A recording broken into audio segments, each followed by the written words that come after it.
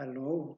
So here comes the second part of the electric motor secret by Peter Lindemann. In this part, it is about the invention of Benjamin Robert Thiel with a really remarkable device.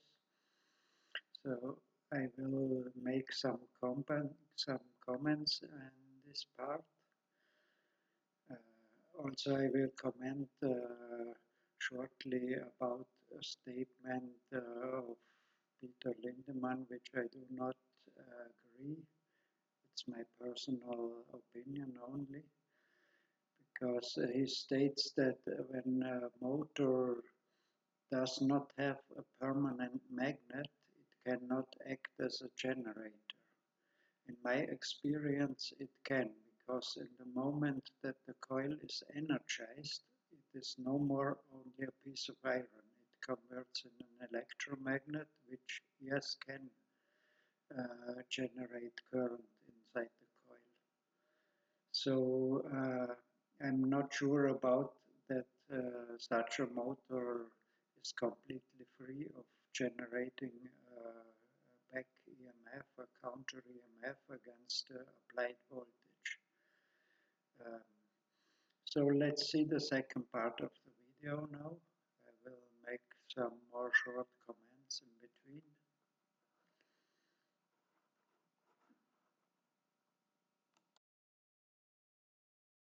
This is the work of Benjamin Robert Thiel, generally known as Bob Thiel.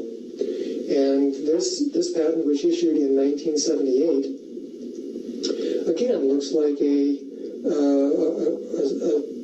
the kind of radial design that we've seen in the earlier models. And he's got a master piston here and 3 slaves. And he actually has 2 of these next to each other, so this becomes an 8-cylinder engine. But unlike the other motors, the claims that were made for this motor were really quite extraordinary.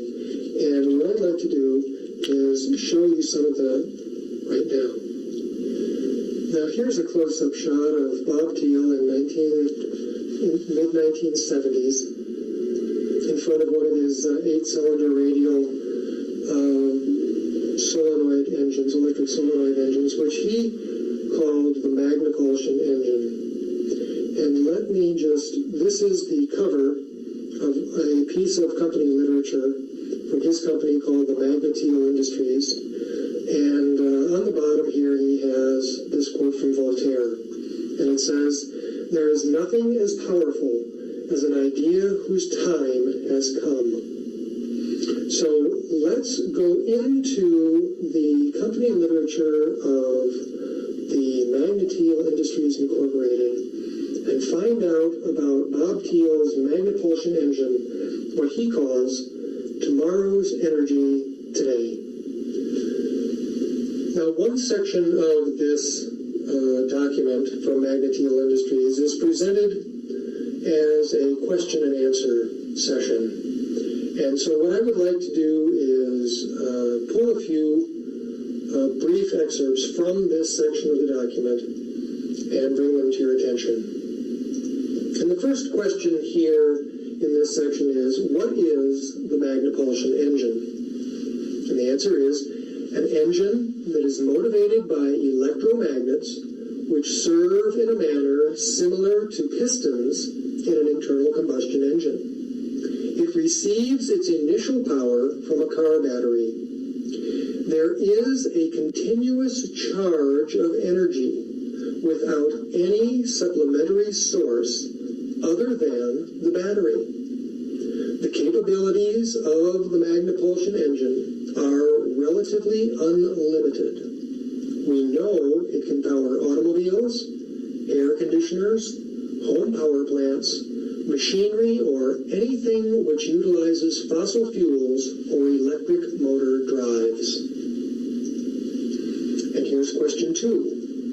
Why hasn't this inexpensive, practical, and powerful energy concept been discovered before this? The answer is, The field of magnetics has not been explored comprehensively by the scientific community.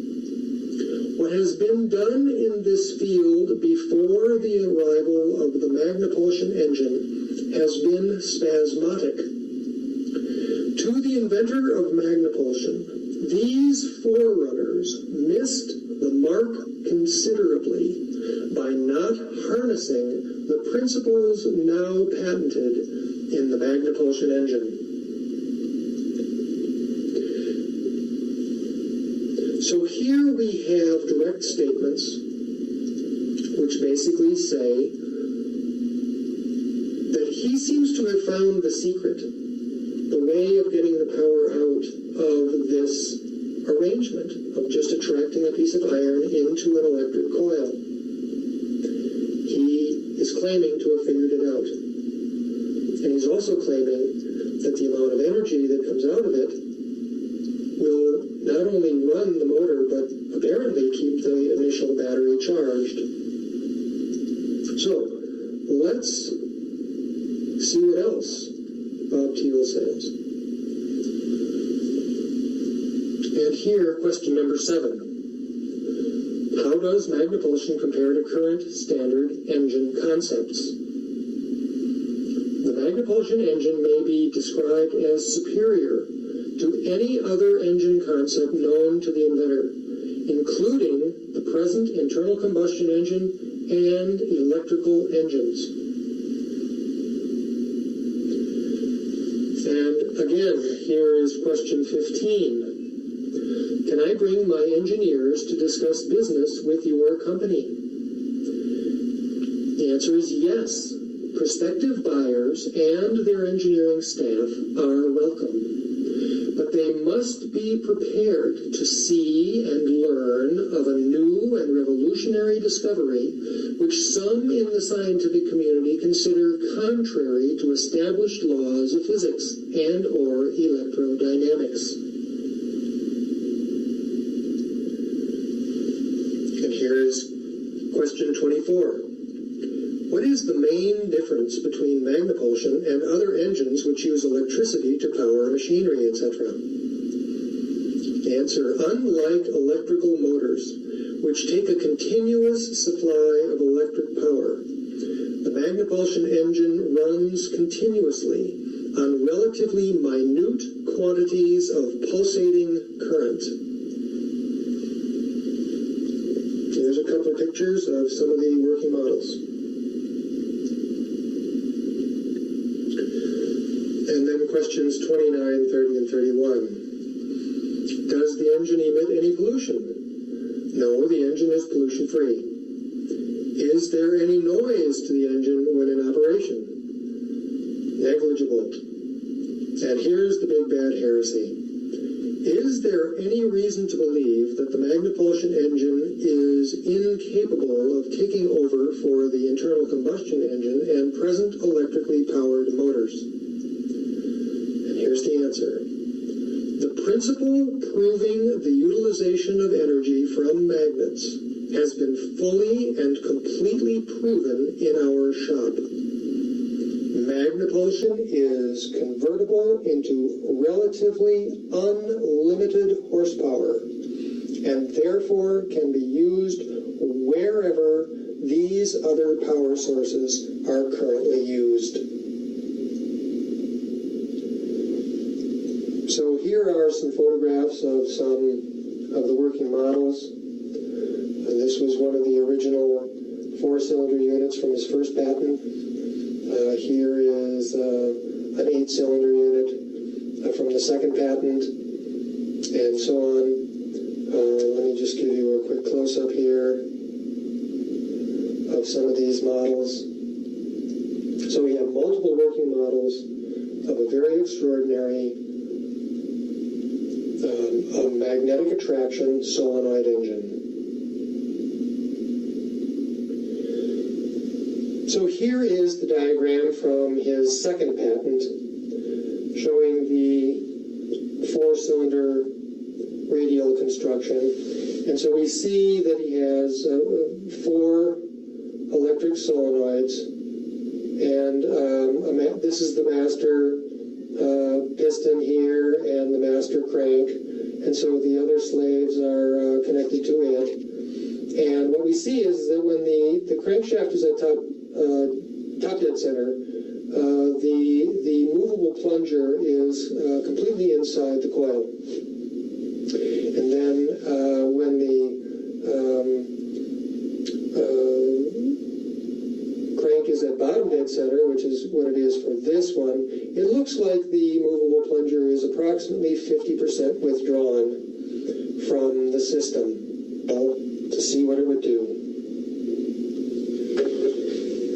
Okay, here's an example of the kind of motor we just saw from the boy electrician. This is a magnetic attraction motor, and in the form of, we have a coil here that has 4 windings on it, and as you can see, I can stick my finger down here, it has a hollow core. And underneath here, this is a piece of iron, and it's attached to this crankshaft. And what happens is you turn the coil on, and it draws the magnetic field in here, draws the piece of iron up to it, and then the commutator on the back turns it off, and then the iron can fall out unopposed. So that's the motoring cycle. So the coil turns on here, it sucks it up, turns off here, and it lets it drop out. Electrically, when the coil turns on, it draws power from the power supply, and when it turns off, the circuit allows the discharge of the magnetic field to create an inductive collapse, and that energy is siphoned back through a secondary circuit to charge this battery in the back. So we can not only we can take electricity from here, create mechanical energy here, and get electricity back over here. And that all we have to do is stagger these events in time so that they don't oppose each other at any given time. So let's see how it works.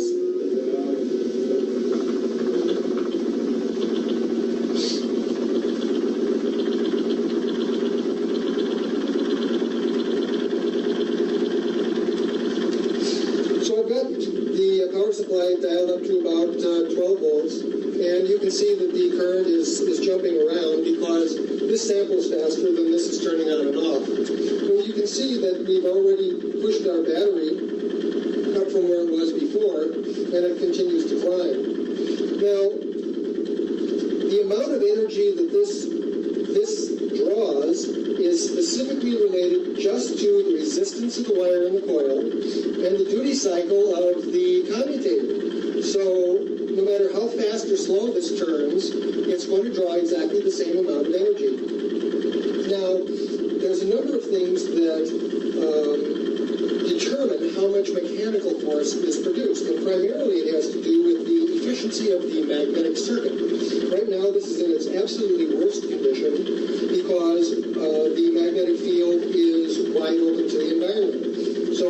But it still is enough to draw the piece of iron in. Now, what we've done is we've built this little iron keeper here. This is just to get it, we can put this directly around the coil. And this is just some plastic pieces that we filled up with iron filings and glued together so that we can stick this down here and start folding this magnetic field down around itself so we can get a better magnetic circuit going. This is just a piece of junk that we pulled off the shelf, but it has some iron here, and as soon as I put this on the top and really start folding this magnetic field down, you can see that it speeds way up. Now, what this means is that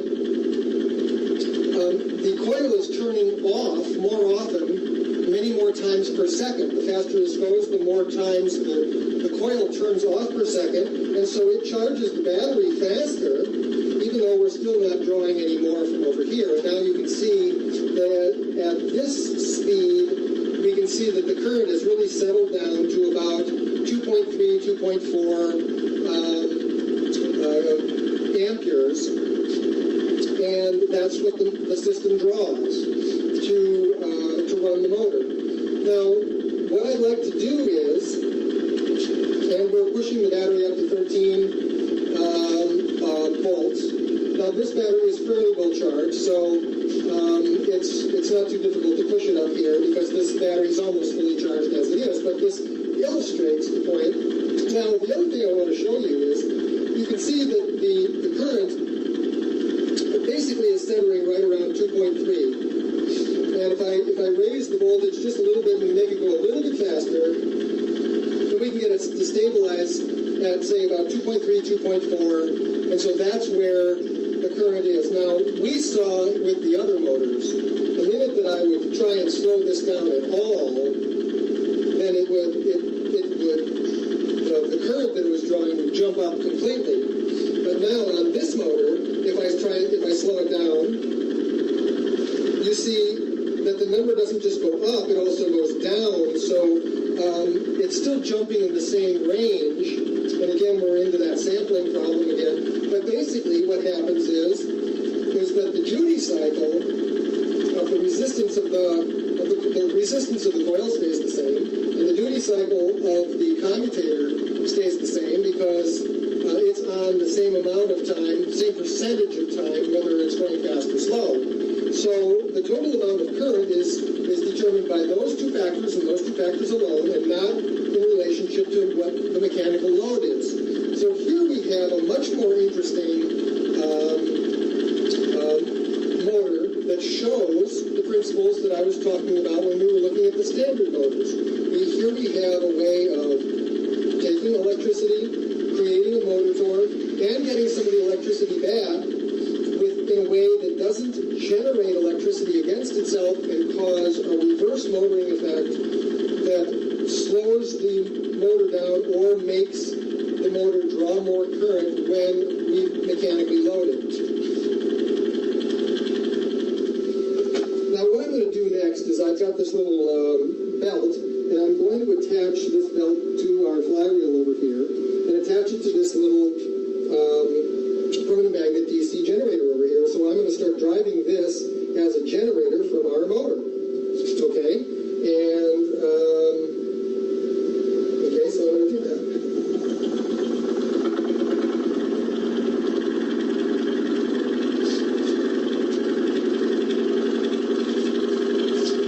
Okay. And so I've got this at about 16. Maybe I'll crank it up a little bit more. Show you, so I've got this running at about 17 volts, and as you can see, the current it's drawing is right around 3.3. And now what I can do is, now see we're turning it off and on so often, and it's really starting to push this battery.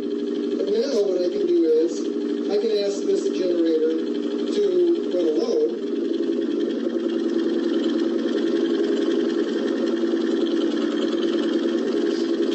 See, it slows it down, actually acts to do work, but the total amount of current that is drawn from the power supply stays basically in the same range. It stays centered in the same range.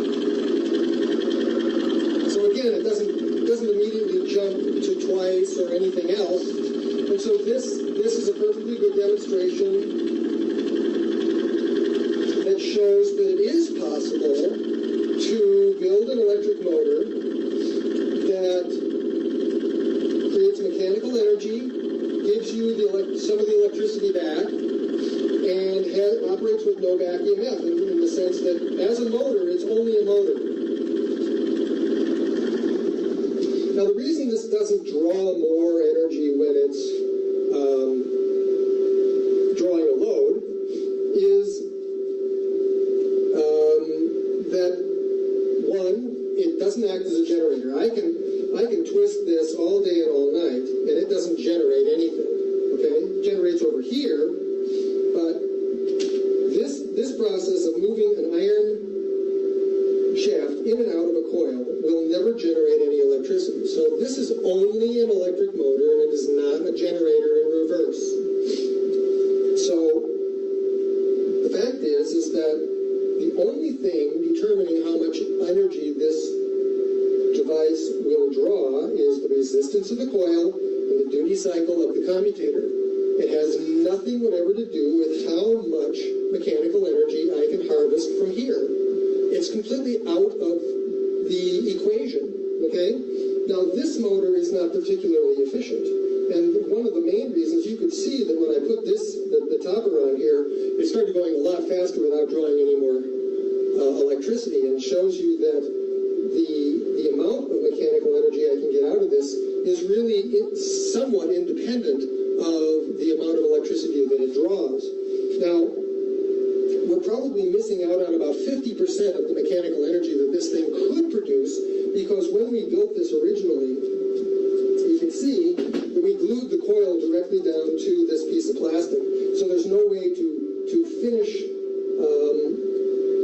folding the magnetic field down around the bottom of the coil so that we can really tightly wrap this magnetic field all the way around so that it's very, very efficient. We could probably get 50 to 60% more mechanical energy out of this for the exact same amount of electricity burned if we were able to do that with this model. So again, this shows a number of very important aspects to this, but again, this particular model has problems which can be corrected by an adjustment in the design. So here we have excellent evidence that the motors that we were looking at originally, the kind you can buy off the shelf, and that they are behaving the way they're behaving because of the geometry of the parts. And this one clearly shows that. And in fact, all motors and generators behave the way they behave because of the geometry of their component parts. And not because they're limited by some, definite need to follow the laws of thermodynamics or anything else. Each one of these devices is specifically designed to behave in a particular window, and that's what they do. And they do that because of the geometry of the materials as they were designed into the motor design itself. So I will make a short comment on this place. Dr. Lindemann stated that this motor do not generate electricity when you turn it, which is true as long as the coil is not energized. There is some effect. I have proven this with my own experiments with electromagnets, including in the moment when an electromagnet attracts a piece of iron, when this is moving towards the electromagnet or moving away from the electromagnet, there is a significant change in the current in the electromagnet, which converts in an inductor in that moment. As inductor, also it is somehow sensitive to the frequency. So when you slow down the motor, the impedance of the coil also drops, and so it tends to draw some more current. Despite of this, I think it's a good way of thinking what is presenting here, and that the effect might be much less prominent than in a permanent magnet motor, in a conventional universal motor or something like that.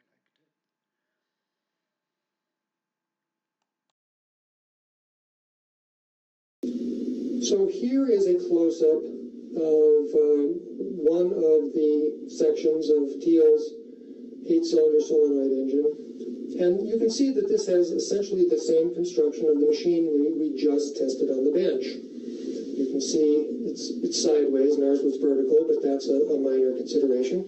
So you saw that our moving member would move about 50% outside of the coil at the downstroke, and it was on a crank, and it would pull all the way up to the top. And we saw a number of things.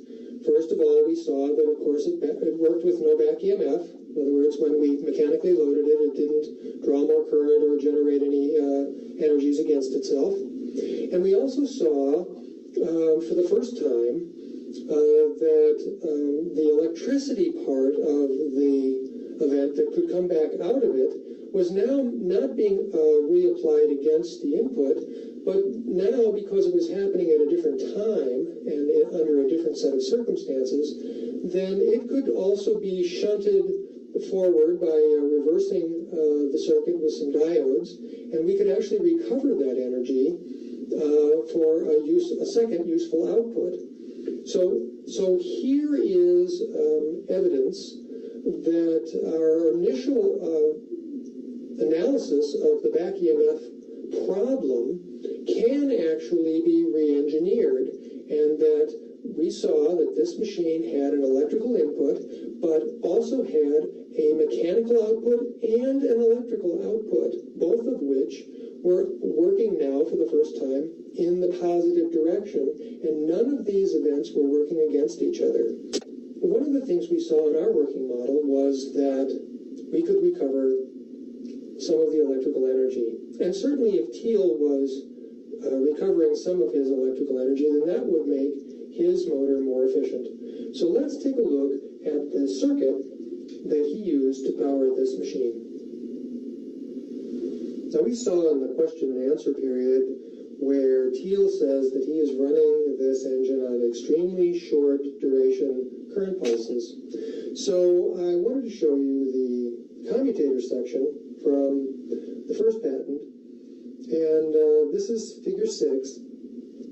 These are the commutator wheels, and he's using a very simple arrangement of looks like just contactors.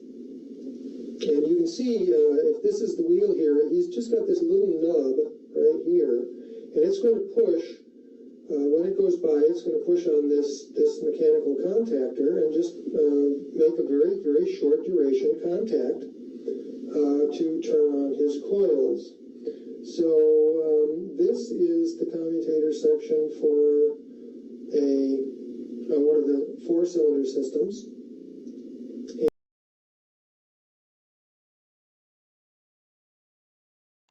If we look at this drawing, we can see that the duty cycle for each coil is really very, very short here.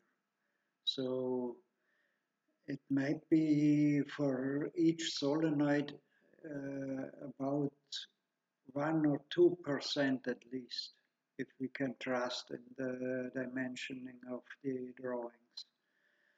So think about how is it possible to get enough energy out of the electromagnet by applying such a short impulse to the coil.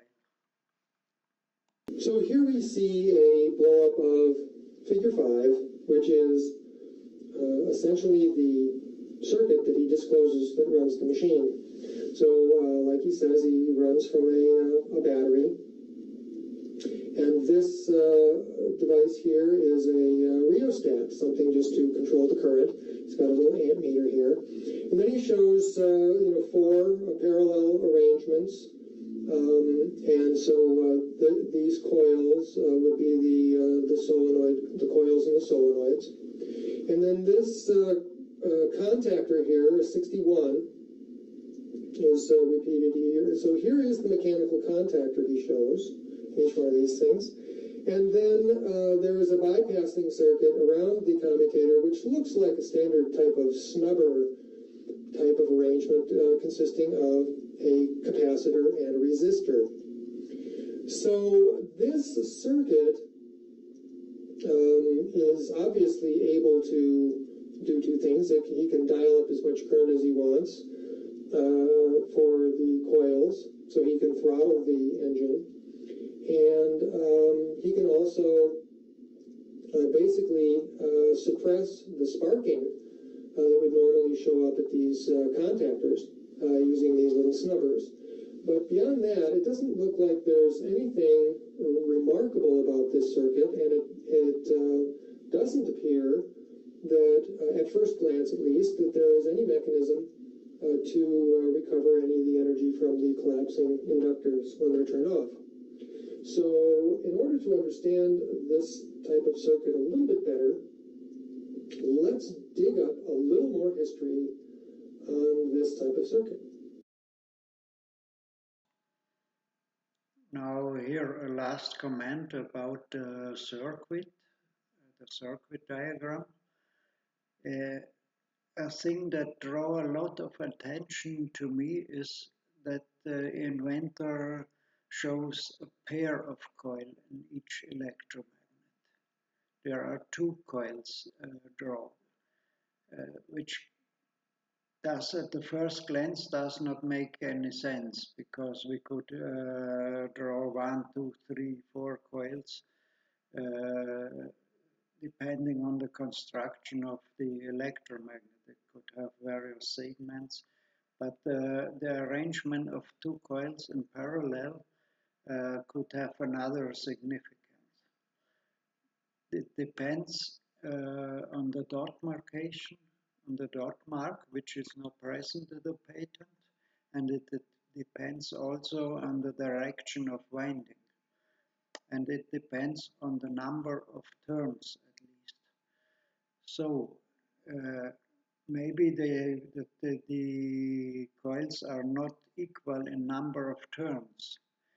We see in the drawing that here in number 2, 3, and 4, the coils are drawn with 3 turns here and with 4 turns on the other side.